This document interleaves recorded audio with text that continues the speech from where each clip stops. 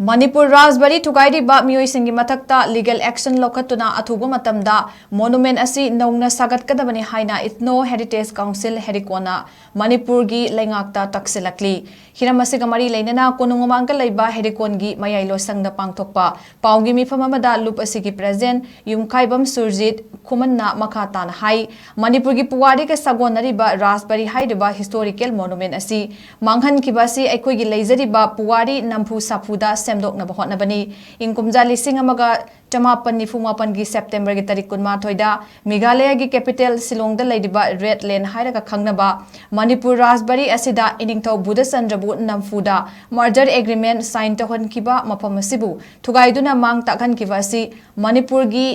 puwari muthatnaba hotnarakpani haina lawi mafam asibu historical monument ama oina ngak senduna yengsinbegi mahutta kari amata khanthadana thugaikriba asi inquiry committee ama semduna atuga matamda thigatuna mara leibasing leibak miyam khangna cherak pigadabani asigumba thodok asi amuk hanna thoktanaba mafam asibu Manipur lengaki mari leinaba department amada chapchana sinaduna ngak senbegi mathau tai adubu irai laithokpagi mawong amada thamkibadagi huran lanada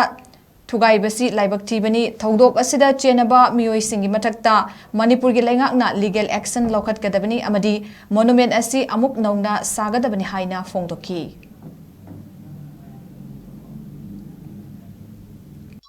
yamna maruoiba tangkak amakak oiriba India gi union da onthoknabagi onthoknagi Manipur gi ingthau Budasandra Maharaj bu ingso lisimaga samapan nifumapan gi September tang kumathoida Shillong da leiba Shillong gi red land RAJBARI haina khangnaba jaga du da leiba aduma RAJBARI adu da aikoi gi khuyek pina giba nampu da khuyek pina giba jaga adu aikoi gi Manipur gi miyamna yamna lumna lojaba yamna historical site monument ama khoni leiba jaga si hantak aikoi ikhang khangodana mioi kangu hrana khwaidana mangan gi bai basi Manipur miyam gi sentiment yamna sokpa aduga Manipur gi history bu muthatna bagi oiba tangkak amuk khani hana HERICOUN lodaba ngamoi awang ba thalta kanem tawi masida asigumba historical gi monument ababu thugai beda chenari ba mioi singa do makogi mathakta sapsaba ayoiba serak pibi gedabani legal action logadabani masigi damakta leingakna committee ma semaga thigalaga madu chenari mioi singdo matik sawa legal action logadabani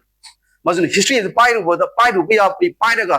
aikona masi semning mong semaga anda aikona masi matam ko chuno mong thamgi haina yarubu puram sunateba adu sugum asibo masida aikona hekta mioi kangu hrana Manipur miyang gi sentiment karimta khangdana thugai ba haibasi masi aikona Manipur miyang gi amadi masida aikona tumina leithopa yadaba pot makhape